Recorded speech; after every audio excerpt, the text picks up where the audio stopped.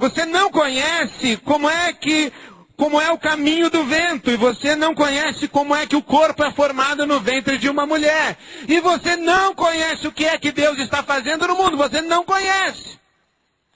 Então, para estar vivo e sobreviver, nós temos que já partir destas premissas. Que nós estamos convivendo com coisas que não controlamos, com coisas que não mudamos e com coisas que não conhecemos. Estamos nos limites da nossa ignorância, nos limites de nossas potências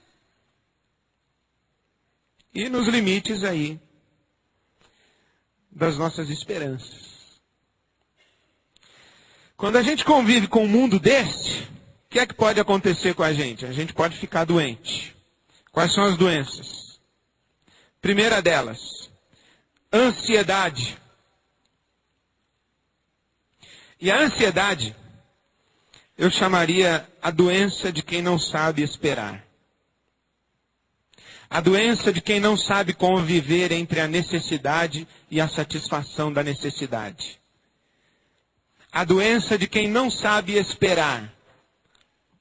Plantar, chover, o fruto ficar maduro, colher, fazer massa, colocar no forno, esperar a massa crescer, esperar o pão esfriar, para poder comer o pão.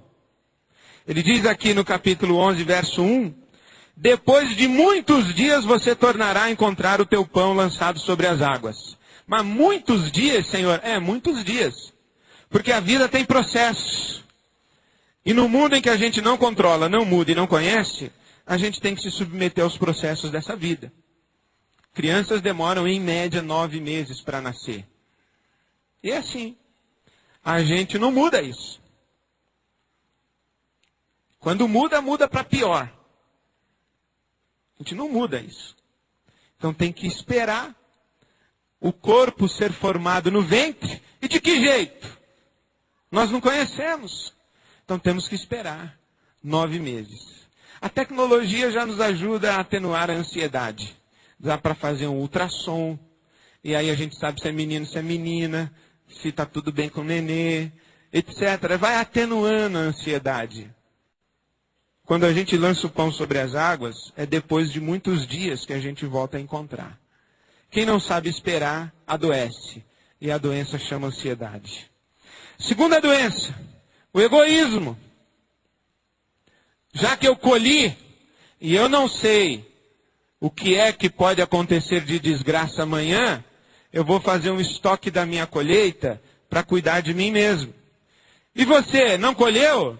Cada um com seus problemas. Antes você do que eu. E você pensa que eu vou repartir? Vou nada. Eu vou guardar para mim. Eu vou fazer uma poupança, porque sabe lá que desgraça pode acontecer sobre essa terra. É melhor que eu cuide do que eu tenho. Guarde para o meu futuro. Pode vir uma dificuldade. E aí eu terei nos meus celeiros. Aí vem o Salomão e diz, reparta, meu amigo, o que você tem. Terceira doença, o fatalismo.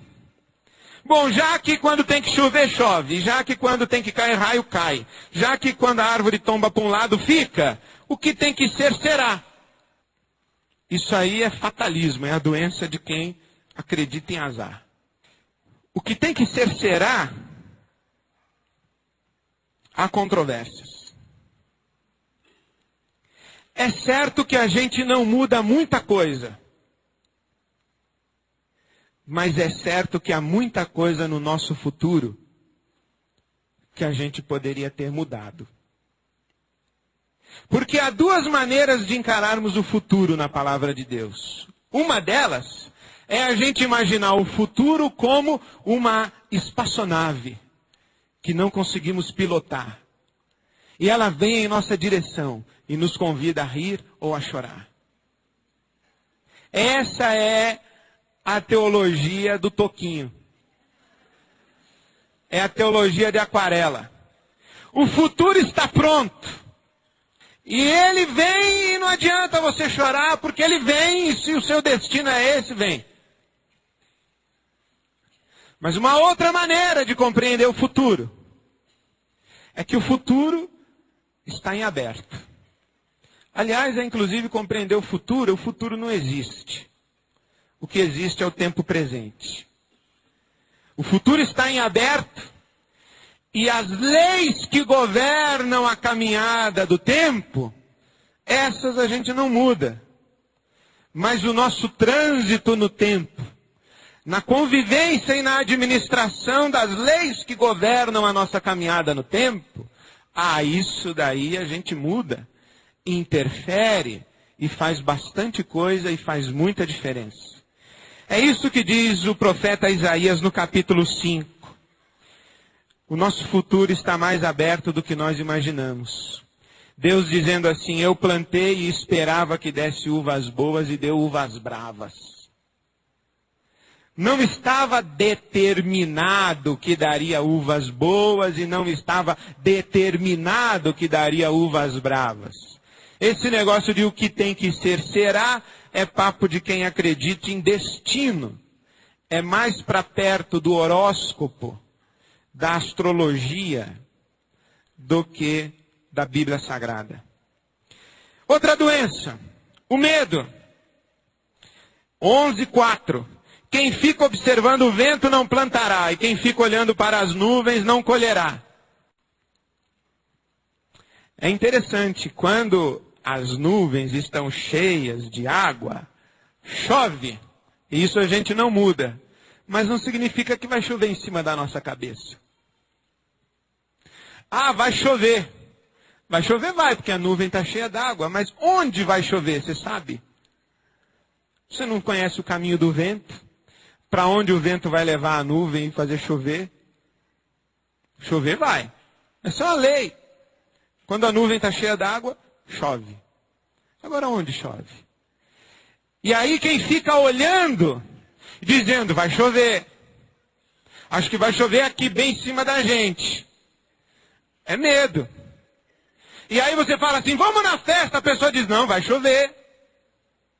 É medo. Não sai. Não se aventura. Não se expõe. É medo. Só quer agir com todas as garantias. Agir com toda a segurança de que vai dar certo. É medo. Eu quase coloquei aqui covardia. Quase não, eu coloquei mesmo, mas depois tirei. E coloquei medo, mas a covardia é uma doença. De gente que só sabe agir quando tem todas as garantias de sucesso. E o Salomão está dizendo, não tenha medo não, meu filho, saia de casa. Pode ser que chova, pode ser que não chova, pode ser que chova bem em cima de você, pode ser que chova para o outro lado. Saia de casa. Não tenha medo não. Quinta doença, o imobilismo. Como você não conhece nada, você fica na dúvida. Ora você acha que sim, ora você acha que não, e você fica parado. E eu me lembro da história do cachorrinho que chamava Pra Dentro. Conhece a história do cachorrinho que chamava Pra Dentro? O cachorrinho chamava Pra Dentro. Quando ele chegou na entrada da casa assim, parou na porta, nem dentro nem fora, o dono dele falou, pra dentro, pra fora, e o cachorrinho não sabia o que fazer. Tem gente que fica assim, fica imobilizada, não sabe se vai para dentro, se vai para fora, porque entra em confusão, não conhece nada. E se eu for? E se eu não for? Por exemplo, eu me lembro quantas vezes eu chegava para descer para o litoral, no Jabaquara, e a partir de um determinado horário, os ônibus eram de 1 em 1 hora. Aí eu chegava, comprava a última passagem. Aí vinha uma senhora. Que situação. E eu, invariavelmente, Deus é testemunha, dava a minha passagem para aquela velhinha, para aquela mãe que tinha uma criança no colo. Eu vivia trocando a última passagem.